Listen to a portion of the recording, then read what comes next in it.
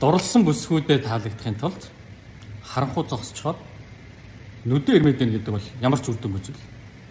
Тэгэхээр яг үүнтэй адил дэлхийд дээрх бүх л мэдлэгийг олж мэдээд эзэмшсэн байлаа ч гэсэн ярьж илэрхийлж ойлгуулж чадахгүй бол яг л ялгаагүй үр дүнгүй.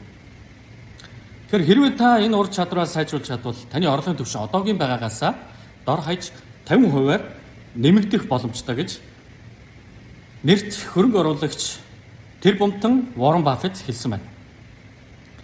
Хэрвээ ярих ур чадвараа сайжруулах хүсэлтэй хүмүүс байгаа бол түр анхаарлаа хандуулаарай. Намайг Албан уягийн Давос сүрэн гэдэг 110 жилийн түүхтэй дэлхийн 94 улсад үйл ажиллагаа явуулж байгаа Dale Carnegie тренинг байгууллагаас зохион байгуулагдж байгаа хүчирхэг илтгэл нэртэй сургалт тооцохгүй болох гэж байна.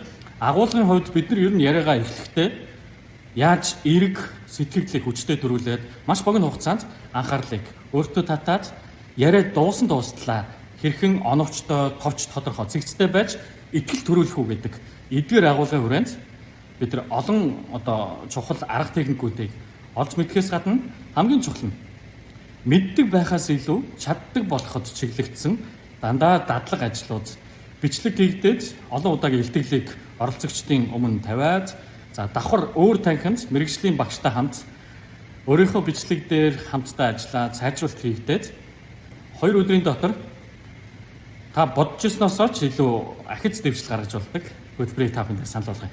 Тэгэхээр энэ ур чадварт хөрөнгө оруулж өөрийнхөө ирээдүйн орлогыг нэмэгдүүлцгээе. За ямар нэг асуулт байвал комент хэсэгт бичээд асуугаарай. Би бүхэн аль болох шуурхай хариулнаа.